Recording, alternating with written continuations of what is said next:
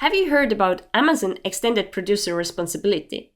In this video, Lianne from ZEE explains everything you need to know about EPR, from how to apply for it and what's the cost of registration. It's definitely for you if you are selling on Amazon, German or French marketplaces. Hi Lianne, I'm really happy to have you on Orange Klik channel today to talk about one very important topic for Amazon sellers, which is extended producer responsibility. But before we go into the details, could you please introduce yourself and also tell us how ZEE helps Amazon sellers?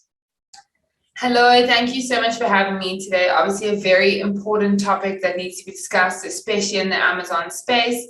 So my name is Lianne Mccaffery and I work very closely with the compliance department at ZEE. And ZEE is an import of record and compliance specialist. So obviously we work with e-commerce sellers on a daily basis. We help with all their shipping, compliance and import of record needs.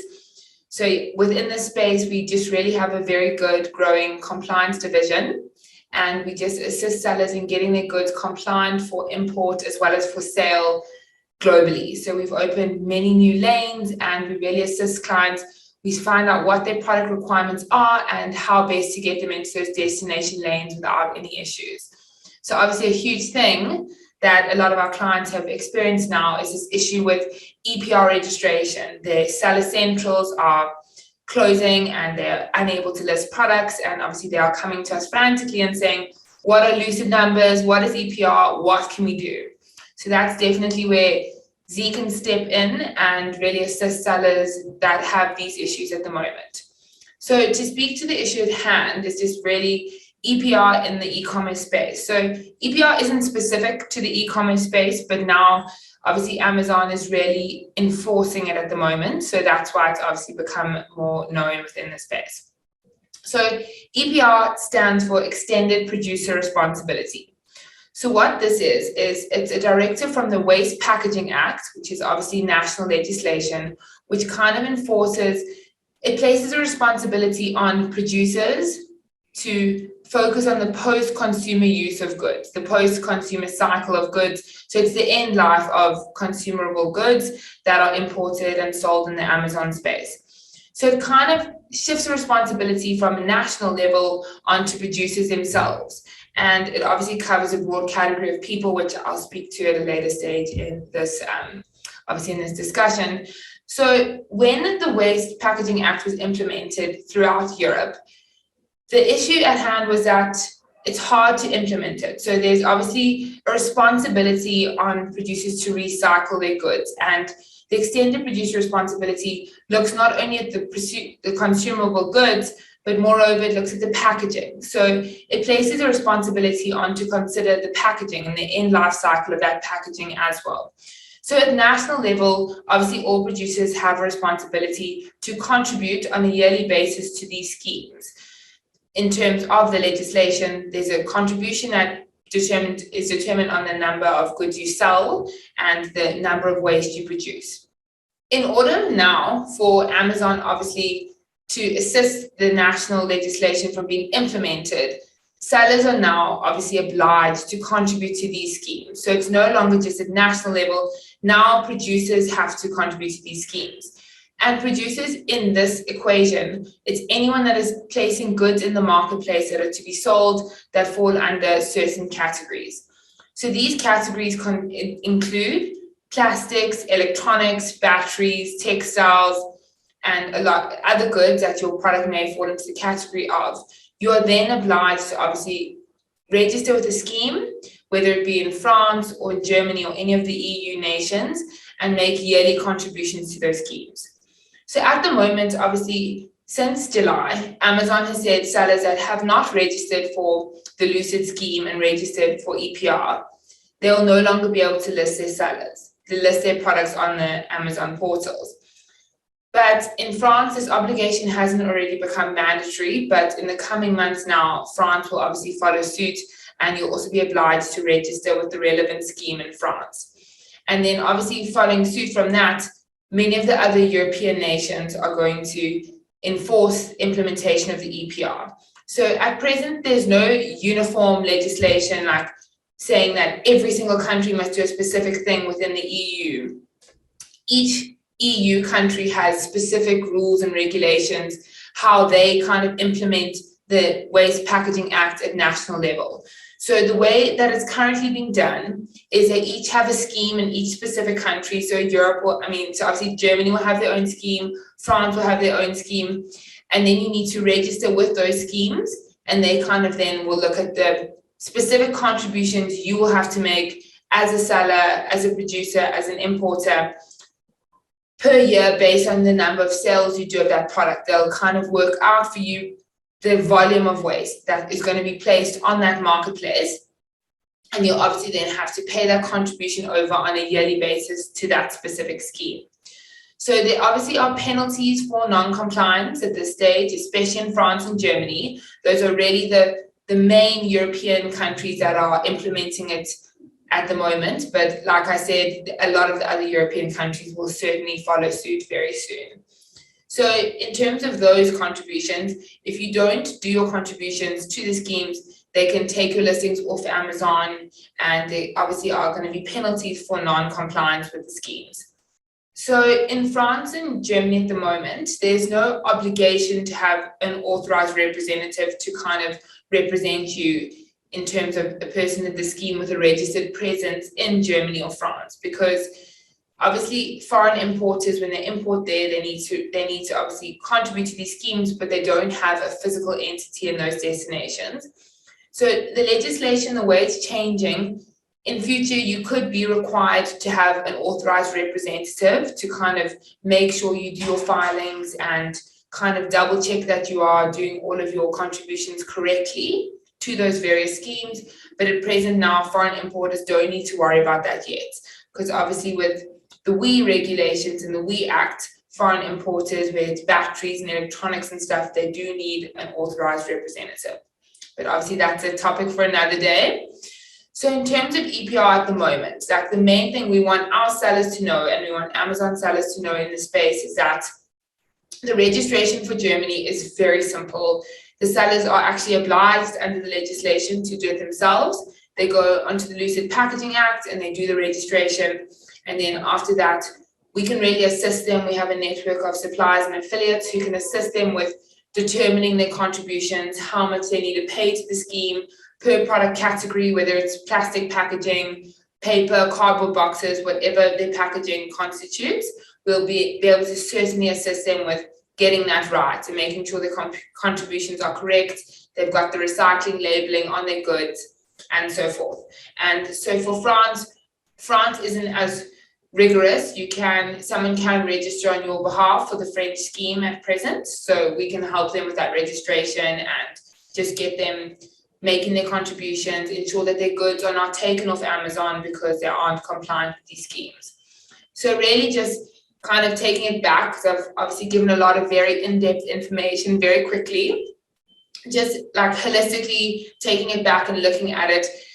The EPR in essence is just, it's taking the national legislation implemented by the Waste Packaging Act and shifting the obligation onto producers. So producers in this equation is anyone selling goods in the various marketplaces. So that the obligation and the responsibility for a lot of Amazon sellers will be on the Amazon sellers to register, because even if they aren't the manufacturers of the products, they are putting the goods on the marketplaces to be sold. So they are responsible for the obligation of EPR, and that's why when you do your Amazon listing and you go into a Seller Central account and they ask for Lucid number, you should be the one to have the Lucid number, because you are placing the goods on the marketplace to be sold. So I think that's just very important to remember, is that the obligation sits with whoever is placing the goods on the marketplace to be sold, and the obligation begins as soon as you place goods on the marketplace to be sold. So then obviously thereafter you've got your yearly filings that you need to focus on and make sure those are correct and up to date. And it's the amount that you'll obviously contribute to the scheme is based on they will obviously look at the different products that you sell, and they'll categorize it, and then the volume of those intended sales. So further looking at how they work out your contributions to the scheme, you'll either be a small producer or a large producer based on the volume of output. So obviously, if you're a small producer, it's less rigorous. It's obviously more complex and stuff. As you become a large producer, your responsibilities are bigger. So in doing this, in registering for EPR, I know it seems exceptionally frustrating for sellers. It's just like another thing Amazon is requesting, and sellers are just like, what more can we possibly have to give Amazon, you know, to be able to sell our goods? But the thing about it is, it's helping waste management and recycling responsibility really be focused on. So it's putting a spotlight on recycling and the end life of products, the end life cycle of products, and really ensuring better sustainability in the environment, and ensuring that the European unions, they meet their waste management targets, and they are assisted then by obviously sellers in the Amazon marketplace. So there's a lot to be said for the obligations, but it really isn't too difficult to do. It's not overly complicated to register on the different schemes in the different European countries. And new legislation is coming out where they're trying to get a sense of uniformity. Like there's now a minimum requirement throughout Europe in one of the new, like the more recent legislation and what's being drafted. There's definitely an attempt to kind of make it more of a uniform legislation. But at this point, each country in the European Union has different schemes that you need to register with. Pardon me. Different obligations, different responsibilities. And it's not to say that if you registered in Europe, if you registered in France, you will be registered in Germany, because you must remember that if your goods are being sold in France, you need to contribute to the French scheme, because the French government will have their own waste management contribution that they need to meet. So those contributions will need to be paid over to the French scheme to assist France in meeting its waste management obligations. Okay, thank you very much, Lianne, for this actually quite detailed description of what EPR is and what it means for Amazon sellers. So I imagine there are a lot of sellers who are actively selling on German or French marketplace, but they don't have the EPR number yet. So can you give us an overview? How long is the process from sending in application to receiving the number? How long does it take usually? Okay, so it's a very quick process. I mean, we have assisted clients getting the EPR registration in a day or two. Just obviously, it's a matter of having all the information that's required on the platform. They input all the data. Sometimes a few of our clients get a bit confused with some of the questions, and we just guide them through filling in all the correct data on the platforms. But it's a very quick process to get registered and to get that lucid number. So Lianne, I also have a question. So we have talked that this applies to Amazon sellers, but is this legislation something that is actually affecting also other e-commerce sellers who are perhaps selling through their website or something else on those mentioned marketplaces?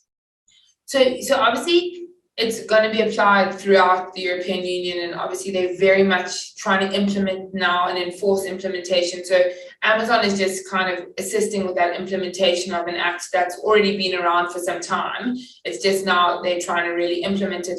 So eBay sellers, they're obliged to obviously follow suit with this act and what the act's implications are. But it's not to say that no one is obviously not having, sorry, that's bad sentence. You can just take that out. It's not to say that anyone isn't obliged to follow suit with the requirements and obligations in the Act. It's just that Amazon is enforcing it now. So it's something that anyone who is selling in those marketplaces is responsible, as the importer, as the manufacturer, as the seller of those goods into the marketplace. They will be liable to register for this. So I think it's just Amazon is now focused on implementing it, but it's definitely something other sellers are going to have to follow suit with. Okay, and we know Amazon has provided Amazon sellers also with the list of different service providers who are helping to register for EPR. Is there any criteria based on what Amazon sellers should decide which service provider to use? So obviously the different service providers have different costings and the amounts that they will charge you. Some charge on a monthly basis, some charge on a yearly basis. So we have very knowledgeable suppliers and affiliates. So, I mean, if you reach out to ZEE, ZEE can also really help you through the process and recommend our suppliers. But I think it's just a basis on what you're looking for. You can get consultants, digital consultants who are more hands-off, or you can go into more premium services where you actually get somebody who will take you through the process and do your filings for you. So it also depends on the Amazon seller in particular. Are they very cost sensitive? Do they need this data to be correct?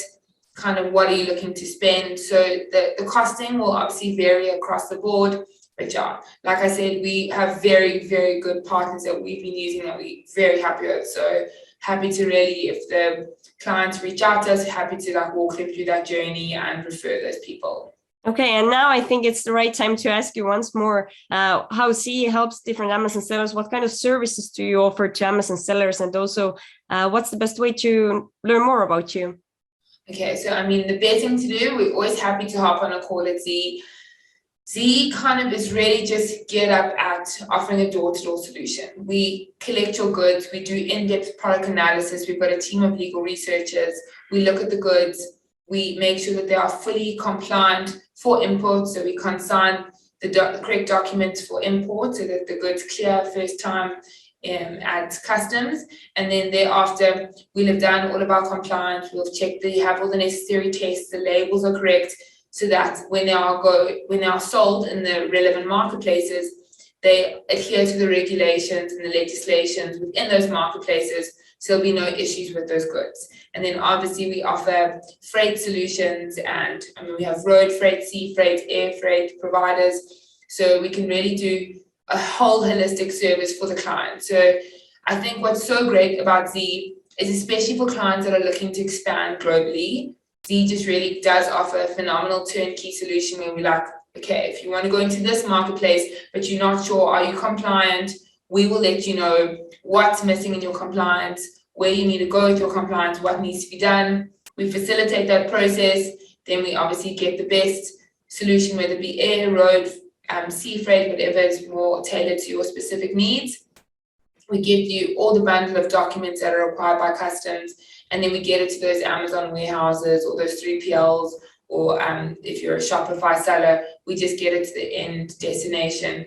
And I think what's really great about ZEE is you have one point of contact throughout the whole process. You've got an account manager who will talk you through every step, and they're available. We've got an amazing new app so you can book your own shipments, but it's a really phenomenal solution where you are dealing with someone. So if you have questions, everyone at ZEE is always happy to hop on a call. Everyone's exceptionally responsive to emails. So yeah, if you have queries, like our sellers were emailing me and they were like, no EPR, my products are going to go off Amazon tomorrow, what do I do? And I'm just like, relax, ZEE will help you. And then we just guide them through the solution, and within 1 or 2 days, our clients are registered for EPR and still selling on Amazon. So yeah, I think that's just, we really try and make, obviously freight and shipping and IOR and foreign importation it's complicated. There's a lot of moving parts, and I think we just try streamline that as best as possible and make it as easy as possible for people to expand globally, to try new marketplaces, to see how well their goods will do on those marketplaces. Okay, it sounds really good. So thanks again, Lianne, for joining me today, and good luck with registering EPR for all of the Amazon sellers you have. Thank you, and happy to take on new sellers if we get any referrals. Thank you so much for your time. Appreciate it. I hope this video helped you to understand what EPR rules are and how you can apply for it if you need it. If you liked this video, then don't forget to click on the like button below the video and also subscribe to our Orange Klik YouTube channel. And now I recommend you to watch the workshop we did together with ZEE experts, where they explained everything about expanding your Amazon FBA business globally.